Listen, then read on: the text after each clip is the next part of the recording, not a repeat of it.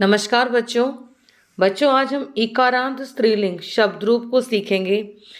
इस ट्रिक से जितने भी इकारांत शब्द हैं, नदी, जननी, लक्ष्मी, भगिनी, विदुषी, जितने भी इकारांत शब्द होंगे वो सभी इस ट्रिक से बनेंगे। बस आपने ध्यान से और अंत तक इस वीडियो को सुनना है और समझना है। आज की ट्रिक के लिए सबसे पहले हमने इन बच्चों के नाम याद करने हैं। अगर आप मेरी ट्रिक स्टार्टिंग से देख रहे हैं, मैं 5 ट्रिक बना चुकी हूँ और ये छठी ट्रिक है, तो आप देखोगे कि ट्रिक बिल्कुल सेम है हर एक शब्द रूप की। बस कुछ शब्द ही चेंज हो रहे हैं और आपको आसानी से शब्द रूप याद हो रहे हैं, है ना। तो पहले जो ये बच्ची है, मैंने इसका नाम नदी रखा है क्योंकि मैंने इस ट्रिक में नदी के शब्द रूप लिए हैं।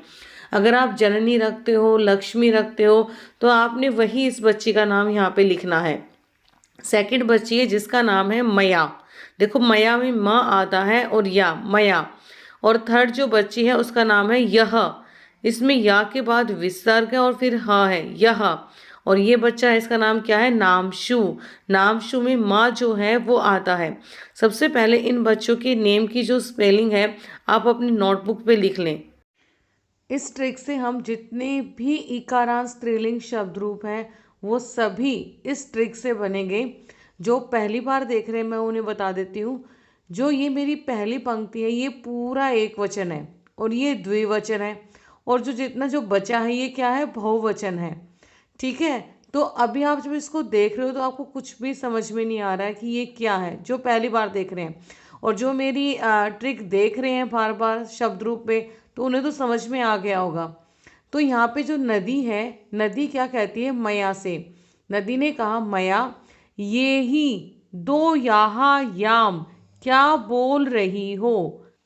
अच्छा बताओ, मैंने पहली पंक्ति क्या बोली थी? नदी मया से कहती है, मया ये ही दो यहाँ याम क्या बोल रही हो। हमने क्या बोल रही को कट करना है। नदी हमने ऐसे ही लिखना है। अगर हम जननी के शब्द रूप लेते हैं तो आप जननी यहाँ पे ऐसे ही लिखोगे।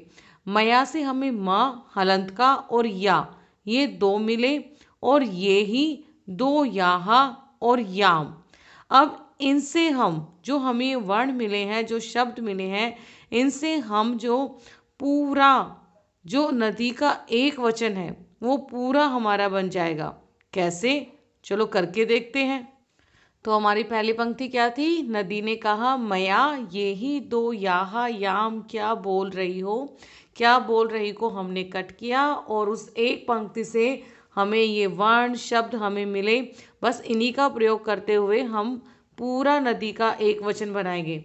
देखो पहले क्या है? नदी। नदी हमें ऐसे ही लिखना है, तो हमने यहाँ पे लिख दिया नदी। जो भी पहला शब्द होगा, जिसका भी आप इकारांत शब्द रूप बना रहे हैं स्त्रीलिंग में, वो पहला शब्द जो है प्रथमा एक वचन में ऐसे ही आएगा। और दूसरा हमें क्या था? मया से हमें क्या मिला था? माँ हलंत का और या। तो बस हमने जोड़ देना है। हमने नदी लिखा और नदी में हमने माँ हलंत का लगा दिया, और फिर क्या मिला? हमने या। अब देखो, जब हम संयुक्त वर्ण करते हैं हमें पता है, जब ये द और प्लस में ये या जब ये मिलते हैं तो क्या बनता है? द्या बनता है ना। तो आपने नदी के शब्द रूप में इस बात का आपने ध्यान रखना है। तो हमें क्या मिला था? या मिला था ना। तो हमने देखो यहाँ पे ना लिखा, फिर ये दा बनाया, और दा से फिर ये या बनाया, और यहाँ पे आ की मात्रा, तो क्या बन गया? ये नद्या। समझ में आया? इसको हम कैसे, मैंने आपको दिखाया है कि कैसे ये छोटा सा दा होता है और इसमें ये या मिला होता है। दा और या से क्या मिलता है? द्या। तो ये आ गया नद्या। फिर क्या था? ये ही, तो हमने यही लिखना है। ना लिखा, दा और या मिलके क्या बनेगा? द्य। और यहाँ पे ये बड़ी ए की मात्रा हमने लगा दी। और उसके बाद हमें क्या, वो क्या बोल रही थी? दो यहाँ। तो बस यही करना है। तो हमने यहाँ पे दो यहाँ लगा देना है। तो वही हमने ना लिखा, दा और यह मिलके क्या बना? द्या। और हमने दो बार लगाना या, ये एक और ये दो। और फिर उसने क्या बोला था? याम। तो बस हम याम लगा देंगे। ये ना लिखा, दा और यह मिलके द्या बना, और या इसमें ही है, और ये माँ हलंत का, तो क्या बन गया नद्याम। तो बस आपने क्या ध्यान रखना है कि द और या जब दोनों मिलेंगे तो क्या बनेगा, द्या बनेगा। तो देखिए उस एक पंक्ति से हमारा पूरा एक वचन बन गया है। इसका उच्चारण करते हैं, नदी नदीम, नद्या नद्यै, नद्यः नद्यः नद्याम।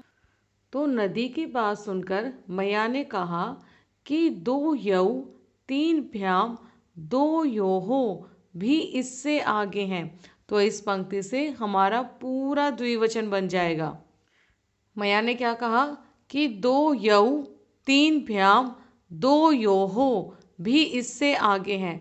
हमने क्या करना है, भी इससे आगे हैं को हमने कट करा, और क्या मिला हमें, दो यहू तीन भ्याम और दो योहो। तो इन शब्दों से हमारा पूरा द्विवचन बन जाएगा। तो अपनी दूसरी पंक्ति से हमें क्या मिला, दो यहू तीन भ्याम और दो योह। तो बस इन्हीं शब्दों का प्रयोग करते हुए हम अपना पूरा द्विवचन बनाएंगे। और दा और यह मिलके क्या बनता है, द्या।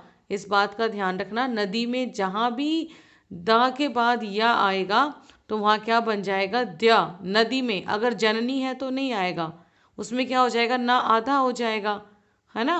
तो पहला क्या है, यहू। तो बस हमने करना है, यहाँ पे हमने ना लिखा और दा और या क्या बन गया, द्य, और बड़े औ की मात्रा हमने लगा दी, नद्यौ। और फिर क्या था, कितने लगाने हैं, दो लगाने हैं ना, तो बस दो हमने लिख देने यहाँ पे, ये देखो। और फिर क्या है, तीन भ्याम, तीन भ्याम लगाने हमने, तो हमने नदी लिखा और यहाँ पे भ्याम, ये एक, ये दो,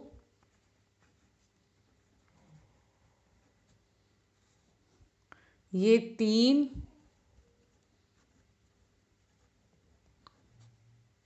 और क्या मिला था बताओ, दो योहो। तो बस दा और या क्या बन गया, द्या। तो न और दा में या मिला तो क्या बना, द्या, और ये ओ की मात्रा और यहाँ पे विसर्ग, कितने हैं, दो, नद्यो।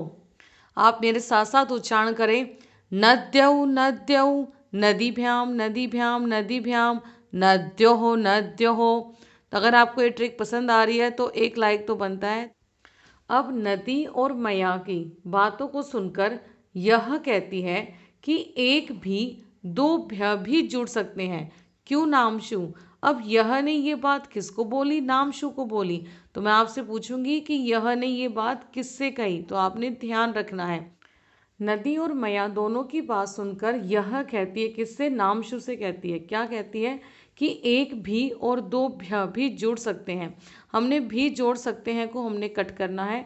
यहाँ से हमें क्या मिला, एक तो यहाँ मिल गया, और हाँ, हाँ किसका साउंड होता है संस्कृत में, विसर्ग का ना, तो हाँ से हमें विसर्ग मिला। तो इसका आपने ध्यान रखना कि यहाँ से हमें यहाँ और हाँ से हमें विसर्ग मिला है। और ये एक भी और दो भ्य, और किससे कह रही है, वो नामशु से कह रही है। तो इनका प्रयोग करते हुए हम पूरा बहुवचन बनाएंगे। तो हमें अब यहाँ से क्या मिला था, यहाँ, और हाँ से हमें विसर्ग मिली थी। तो बस हमने नदी में जोड़ देना है। द और या मिलके क्या बनेंगे, द्य। सिर्फ नदी में ही ऐसा हो रहा है, अगर जननी होता तो जननी में जो नी है उसमें ना आधा हो जाता, और यहाँ पूरा आप लिखते ना को आधा करके, ठीक है। सिर्फ द और यह संयुक्त वर्ण हो गया, इसलिए द्य बन रहा है यहाँ पे। आपने इस बात का, मैं बार बार कह रही हूँ, आपने ध्यान रखना है। तो मैंने यहाँ पे यह मिलाया, तो जब ना में, जब दा में या मिला तो क्या बना, द्य, और यहाँ पे द्य और ये विसर्ग, और फिर यहाँ से क्या बता, हाँ किसका साउंड होता है, विसर्ग का। तो बस हमने नदी लिखा, कोई हमने यहाँ पे या तो आ नहीं रहा, विसर्ग है, और हमने यहाँ पे विसर्ग लगा दिया। फिर यहाँ ने क्या कहा कि एक भी, तो नदी लिखा हमने ऐसे, और यहाँ पे हमने एक भी जोड़ दिया। फिर नदी ने फिर यहाँ ने क्या कहा था कि 2 भ्या आएंगे, तो हमने 2 लगा देने हैं। ये हमने 1, ये 2 और यह ने ये बात किससे कही थी? नाम शु से कही थी। तो नाम शु से हमें 2 शब्द मिलेंगे, नाम और शु। और नाम के माँ में क्या था? हलन था, है ना। तो बस हमने नदी लिखा यहाँ पे, ये नदी, और यहाँ पे हमने नाम लिख दिया, ठीक है। और फिर क्या था? शु, हमने वही सेम नदी लिखा और यहाँ पे शु लिख दिया। अब बहुवचन का हम उच्चारण करते हैं। नद्यः नदीः नदीभिः नदीभ्यः नदीभ्यः नदीनां नदीषु। और संबोधन तो बहुत ही आसान होता है, जो हमारी प्रथमा विभक्ति होती है तीनों वचनों में, तीनों वचनों में वही हमारी संबोधन में आती है। बस एक वचन में चेंज होता है, जहाँ वहाँ दीर्घ ई की मात्रा है वहाँ पे आपने ह्रस्व ई की मात्रा लगानी है। तो यहाँ पे ये नदी आ जाएगा, हे नदी। यहाँ पे सेम वही जो द्विवचन में है, हे नद्यौ।